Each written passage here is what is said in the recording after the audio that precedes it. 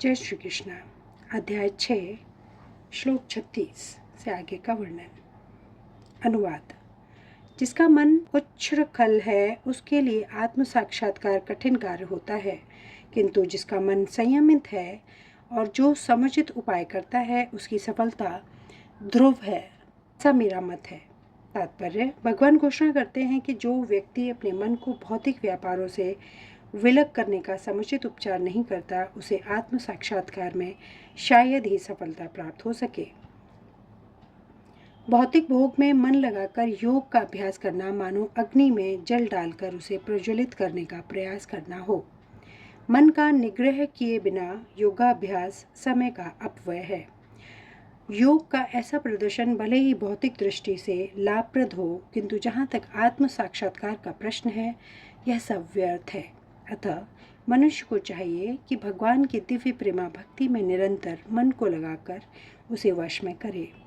कृष्ण भावनामृत में प्रवृत्त हुए बिना मन को स्थिर कर पाना असंभव है। कृष्ण भावना भावित व्यक्ति बिना किसी अतिरिक्त प्रयास के ही योगाभ्यास का फल सरलता से प्राप्त कर लेता है, किंतु योगाभ्यास करने वाले को कृष्ण भावना भावित हुए बिना सफलता नहीं मिल पाती। श्लोक 37। अनुवाद। अर्जुन ने कहा, हे कृष्ण, उस असफल योगी की गति क्या है जो प्रारंभ में श्रद्धापूर्वक आत्म साक्षात्कार की विधि ग्रहण करता है, किंतु बाद में भौतिकता के कारण उससे विचलित हो जाता है और योग सिद्धि को प्राप्त नहीं कर पाता। तात्पर्य। भगवत गीता में आत्म साक्षात्कार या योग मार्ग का वर्णन है। आत्म साक्षात्कार का मूलभूत नियम यह है कि जीवात्मा यह भौतिक शरीर नहीं है, अपितु इससे भिन्न है और उसका सुख शाश्वत जीवन, आनंद तथा ज्ञान में निहित है। ये शरीर तथा मन दोनों से परे है। आत्म साक्षात्कार की खोज ज्ञान द्वारा की जाती है। इसके लिए अष्टांग विधि या भक्ति योग का अभ्यास करना होता है। इनमें से प्रत्येक विधि के जीव को अपनी स्वाभाविक स्थिति, भगवान से अपने संबंध तथा उन कार्यों की अनुभूति प्राप्त करनी होती है जिनके द्वारा वह टूटी हुई श्रृंखला को जोड़ सके और कृष्ण भावनामृत की सर्वोच्च सिद्धि अवस्था प्राप्त कर सके। इन तीनों विधियों में से किसी एक का भी पालन करके मनुष्य देर सवेर अपने चरम लक्ष्य को प्राप्त होता है। भगवान के द्वितीय अध्याय में इस पर बल दिया गया है कि दिव्य मार्ग में थोड़े से प्रयास से भी मोक्ष की महती आशा है। इन तीनों में से इस युग के लिए भक्ति योग विशेष रूप से उपयुक्त है, क्योंकि ईश साक्षात्कार की यह श्रेष्ठतम प्रत्यक्ष विधि है। अतः अर्जुन पुनः अशाश्वत होने की दृष्टि से भगवान कृष्ण से अपने पूर्व कथन की पुष्टि करने को कहता है।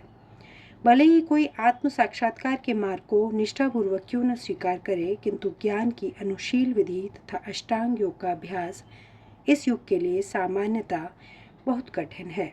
अतः निरंतर प्रयास होने पर भी मनुष्य अनेक कारणों से असफल हो सकता है। पहला कारण तो यह हो सकता है कि मनुष्य इस विधि का पालन करने में पर्याप्त सतर्क न रह पाए। दिव्य मार्ग का अनुसरण बहुत कुछ माया के ऊपर धावा बोलना जैसा है। फलतः जब भी मनुष्य माया के पाश से छूटना चाहता है, तब वह विविध प्रलोभनों के द्वारा अभ्यासकर्ता को पराजित करना चाहती है। बुद्धिजीव पहले से प्रकृति के गुणों द्वारा मोहित रहता है और दिव्य अनुशासनों का पालन करते समय भी उसके पुनः मोहित होने की संभावना बनी रहती है। यही योगाचलित मानस अर्थात दिव्य पद से विचलित कहलाता है। अर्जुन आत्म साक्षात्कार के मार्ग से विचलन के प्रभाव के संबंध में जिज्ञासा करता है। श्लोक 38। अनुवाद। हे महाबाहु कृष्ण, क्या ब्रह्मा प्राप्ति के मार्ग से भ्रष्ट ऐसा व्यक्ति आध्यात्मिक तथा भौतिक दोनों ही सफलताओं से च्युत नहीं होता और छिन्न भिन्न बादल की भांति विनिष्ट नहीं हो जाता, जिसके फलस्वरूप उसके लिए किसी लोक में कोई स्थान नहीं रहता। तात्पर्य। उन्नति के दो मार्ग हैं। भौतिकवादी व्यक्तियों की अध्ययन में कोई रुचि नहीं होती, अतः वे आर्थिक विकास द्वारा भौतिक प्रगति में अत्यधिक रुचि लेते हैं या फिर समुचित कार्य द्वारा उच्चतर लोकों को प्राप्त करने में अधिक रुचि रखते हैं। यदि कोई अध्यात्म के मार्ग को चुनता है तो उसे सभी प्रकार के तथाकथित भौतिक सुख से विरक्त होना पड़ता है। यदि महत्वाकांक्षी ब्रह्मवादी असफल होता है तो वह दोनों ओर से जाता है। दूसरे शब्दों में, वह न तो भौतिक सुख भोग पाता है, न आध्यात्मिक सफलता की प्राप्त कर सकता है। उसका कोई स्थान नहीं रहता। वह छिन्न भिन्न बादल के समान होता है। कभी कभी आकाश में एक बादल छोटे बादल खंड से विलग होकर एक बड़े खंड में जा मिलता है, किंतु यदि वह बड़े खंड से नहीं जुड़ पाता तो वायु उसे बहा ले जाती है और वह विराट आकाश में लुप्त हो जाता है। ब्राह्मण पथी ब्रह्मा साक्षात्कार का मार्ग है, जो अपने आप को परमेश्वर का अभिन्न अंश जान लेने पर प्राप्त होता है, और यह परमेश्वर ब्रह्मा, परमात्मा तथा भगवान रूप में प्रकट होता है। भगवान श्री कृष्ण परम सत्य के पूर्ण प्राकट्य हैं। अतः जो इस परम पुरुष की शरण में जाता है वही सफल योगी है। ब्रह्मा तथा परमात्मा साक्षात्कार के माध्यम से जीवन के इस लक्ष्य पर तक पहुँचने में अनेकानेक जन्म लग जाते हैं। अतः दिव्य साक्षात्कार का सर्वश्रेष्ठ मार्ग भक्ति योग या कृष्ण भावनामृत की प्रत्यक्ष विधि है। श्लोक 39। अनुवाद। हे कृष्ण, यही मेरा संदेह है और मैं आपसे इसे पूर्णतः दूर करने की प्रार्थना कर रहा हूँ। आपके अतिरिक्त अगर कोई ऐसा नहीं है जो इस संदेह को नष्ट कर सके। तात्पर्य: कृष्ण भूत, वर्तमान तथा भविष्य के जानने वाले हैं। भगवद गीता के प्रारंभ में भगवान ने कहा कि सारे जीव व्यष्टि रूप में भूतकाल में विद्यमान हैं, इस समय विद्यमान हैं और भवबंधन से मुक्त होने पर भविष्य में भी व्यष्टि रूप में बने रहेंगे। इस प्रकार उन्होंने व्यष्टि जीव के भविष्य विषयक प्रश्न का स्पष्टीकरण कर दिया है। अब अर्जुन असफल योगियों के भविष्य के जीवन में जानना चाहता है। कोई न तो कृष्ण के समान है, न ही उनसे बड़ा। तथाकथित बड़े बड़े ऋषि तथा दार्शनिक जो प्रकृति की कृपा पर निर्भर हैं, निश्चय ही उनकी समता नहीं कर सकते। अतः समस्त संदेहों का पूरा उत्तर पाने के लिए कृष्ण का निर्णय अंतिम तथा पूर्ण है, क्योंकि वे भूत, वर्तमान तथा भविष्य के ज्ञाता हैं, किंतु उन्हें कोई भी नहीं जानता। कृष्ण तथा कृष्ण भावना भावित व्यक्ति ही जान सकते हैं कि कौन क्या है। श्लोक 40। अनुवाद। भगवान ने कहा, हे प्रथा पुत्र, कल्याण कार्यों में निरत योगी का न तो इस लोक में और न परलोक में ही विनाश होता है। हे मित्र, भलाई करने वाला कभी बुराई से पराजित नहीं होता। तात्पर्य: श्रीमद् भागवत में श्री नारद मुनि व्यास देव को इस प्रकार उपदेश देते हैं। यदि कोई समस्त भौतिक आशाओं को त्याग कर भगवान की शरण में जाता है तो इसमें न तो कोई क्षति होती है और न पतन। दूसरी ओर अभक्त जन अपने अपने व्यवसायों में लगे रह सकते हैं, फिर भी वे कुछ प्राप्त नहीं कर पाते। भौतिक लाभ के लिए अनेक शास्त्रीय तथा लौकिक कार्य हैं। जीवन में आध्यात्मिक उन्नति अर्थात कृष्ण भावनामृत के लिए योगी को समस्त भौतिक कार्यकलापों का परित्याग करना होता है। कोई यह तर्क कर सकता है कि कृष्ण भावनामृत पूर्ण हो जाए तो इससे सर्वोच्च सिद्धि प्राप्त हो सकती है, किंतु यदि यह सिद्धि प्राप्त न हो पाई तो भौतिक एवं आध्यात्मिक दोनों दृष्टियों से मनुष्य को क्षति पहुंचती है। शास्त्रों का आदेश है कि यदि कोई स्वधर्म का आचरण नहीं करता तो उसे पाप फल भोगना पड़ता है। अतः जो दिव्य कार्यों को ठीक से नहीं कर पाता उसे फल भोगना होता है। भागवत पुराण आश्वस्त करता है कि असफल योगी को चिंता करने की आवश्यकता नहीं है।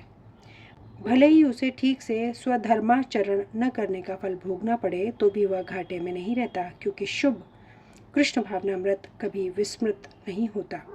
जो इस प्रकार से लगा रहता है वह अगले जन्म में निम्न योनि में भी जन्म लेकर पहले की भांति भक्ति करता है।